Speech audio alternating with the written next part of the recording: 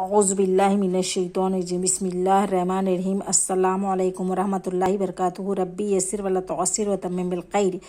آج ہم لیں گے، یہ عربی ہے، اس کا اردو ترجمہ کریں گے۔ ما فی الحدیقتی یعنی باغ میں کیا ہے۔ فی الحدیقتی کثیر من الشجری والزہری والفاکہتی یعنی باغ میں کثرت سے درخت اور پھول اور میوے ہیں۔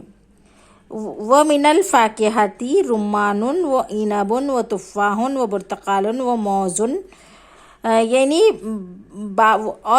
باغ میں سے رمان، انار، انجیر اور انگور اور سیب اور سنترا ہے۔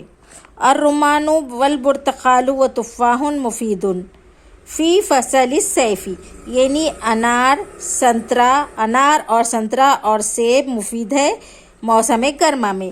وہ فی فصل الشتائی تین والعنب مفید یعنی اور موسم سرما میں انجیر انگور مفید ہے۔